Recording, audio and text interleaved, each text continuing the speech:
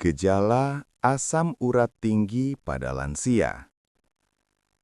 Bapak dan Ibu yang saya hormati, selamat datang kembali di video edukasi kesehatan. Terima kasih karena Bapak dan Ibu sudah meluangkan waktu, duduk dengan nyaman, dan menyimak penjelasan ini sampai awal. Saya Dr. Hendra Handoko. Pada kesempatan kali ini, saya ingin mengajak Bapak dan Ibu untuk berbincang dengan lebih tenang, lebih jernih, dan lebih rasional tentang asam urat. Salah satu topik kesehatan yang sering sekali menimbulkan kekhawatiran, bahkan ketakutan, terutama pada usia lanjut. Banyak sekali pasien yang datang ke saya dengan wajah cemas dan berkata, "Dok, saya sering pegal-pegal, jangan-jangan ini asam urat." Ada juga yang berkata, "Dok, leher saya kencang, lutut saya nyeri, apakah asam urat saya naik?" Padahal, yang perlu Bapak dan Ibu pahami sejak awal adalah satu hal penting. Tidak semua nyeri sendi adalah asam urat. Dan asam urat bukan hanya sekedar angka yang tertulis di hasil laboratorium. Asam urat bukan penyakit yang harus selalu ditakuti. Asam urat adalah bagian dari proses alami tubuh. Yang menjadi masalah adalah ketika kadarnya tidak seimbang, atau ketika sudah menimbulkan serangan di sendi. Di video ini saya tidak ingin menakut-nakuti. Saya juga tidak ingin membuat Bapak dan Ibu bingung dengan istilah medis yang rumit. Tujuan saya sederhana, membantu Bapak dan Ibu memahami bukan sekedar menghafal angka. Mengerti bukan hanya menebak-nebak. Dengan pemahaman yang benar, Bapak dan Ibu bisa membedakan mana yang perlu diwaspadai, mana yang tidak perlu dikhawatirkan, dan kapan sebaiknya benar-benar memeriksakan diri ke dokter. Mari kita bahas bersama secara perlahan dengan bahasa yang mudah dipahami, agar Bapak dan Ibu bisa menjalani hari dengan lebih nyaman, lebih tenang, dan tidak hidup dalam rasa takut yang berlebihan. Apa itu asam urat? Bapak dan Ibu, asam urat sebenarnya adalah zat sisa dari proses metabolisme protein di dalam tubuh. Protein yang kita makan, terutama protein jenis purin, akan diolah oleh tubuh dan hasil akhirnya adalah asam urat. Dalam kondisi normal, asam urat diproses oleh ginjal, lalu dibuang lewat urin. Artinya, asam urat itu normal dimiliki semua orang. Yang menjadi masalah adalah kalau kadarnya terlalu tinggi atau menimbulkan serangan ke sendi. Dua kondisi asam urat. Bapak dan Ibu perlu tahu, penyakit yang berhubungan dengan asam urat dibagi menjadi dua kondisi berbeda. 1. Asam urat tinggi tanpa gejala. Ini sering disebut hiperurisemia. Ciri-cirinya, hasil lab asam urat tinggi, tidak ada nyeri, tidak ada bengkak, badan terasa biasa saja. Banyak orang berada di kondisi ini tanpa sadar. 2. Serangan asam urat atau gout. Ini yang sering membuat orang sangat menderita. Ciri khasnya, sendi bengkak, merah, nyeri sekali, sulit digerakkan, sering terjadi tiba-tiba. Biasanya penderita sampai sulit berjalan, tidak bisa berdiri, nyeri bahkan saat disentuh ringan. Penyebab asam urat tinggi. Bapak dan Ibu, ada 3 penyebab utama mengapa asam urat bisa tinggi. 1. Asupan makanan.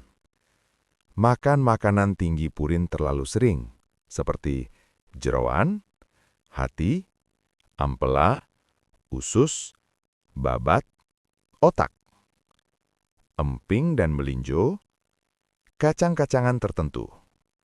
Kalau dikonsumsi sering, asam urat akan menumpuk di darah. 2. Gangguan fungsi ginjal. Ginjal bertugas membuang asam urat. Pada usia lanjut, fungsi ginjal menurun secara alami, asam urat jadi lebih sulit dikeluarkan. 3. Faktor genetik. Ada orang yang pola makannya sudah baik, tapi asam urat tetap tinggi. Ini karena bakat keturunan, sehingga perlu pengawasan jangka panjang. Mitos yang sering salah. Banyak yang berkata, leher saya kaku karena asam urat. Badan pegal-pegal karena asam urat. Perlu Bapak dan Ibu pahami, asam urat tinggi tanpa serangan tidak menimbulkan gejala. Kalau tidak ada bengkak, merah, nyeri hebat di sendi, maka bukan asam urat. Biasanya keluhan pegal, kolesterol tinggi, tekanan darah, kurang gerak, kegemukan. Mengapa serangan asam urat sangat sakit? Kristal asam urat itu bentuknya seperti jarum, masuk ke dalam sendi. Saat sendi digerakkan, terjadi iritasi hebat. Itulah sebabnya nyeri sangat tajam, sendi bengkak besar, tidak bisa dipakai berjalan. Pencetus serangan asam urat. Serangan bisa muncul karena 1. Aktivitas berat berlebihan. Jalan jauh, olahraga berat. 2. Makan tinggi purin mendadak. 3. Kurang minum air. 4. Berat badan berlebih. 5. Fungsi ginjal menurun. Bedanya asam urat dan rematik. Bapak dan Ibu sering bingung. Asam urat datang tiba-tiba, nyeri hebat, biasanya di jempol kaki dan pergelangan, satu sisi. Rematik atau radang sendi usia lanjut, nyeri perlahan, berlangsung lama, sering kedua lutut, nyeri kronis. Ini dua hal yang berbeda. Makanan dan minuman yang perlu diwaspadai. 3 makanan utama. Jeroan, biji-bijian, melinjo, emping, kacang-kacangan tertentu. 2 minuman utama. Alkohol, minuman manis tinggi fruktosa. Tambahan, kopi. Jangka panjang bisa membantu, tapi pada sebagian orang bisa memicu serangan awal. Bapak dan Ibu yang saya hormati, semoga penjelasan panjang hari ini membantu Bapak dan Ibu memahami bahwa asam urat tidak selalu berbahaya. Tidak semua nyeri sendi adalah asam urat. Dengan pola hidup sehat, asam urat bisa dikendalikan. Hidup bisa tetap nyaman di usia lanjut.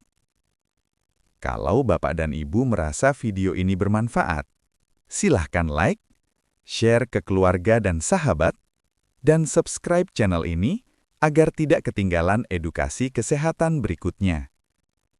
Saya juga mengajak Bapak dan Ibu menulis di kolom komentar. Usia Bapak atau Ibu?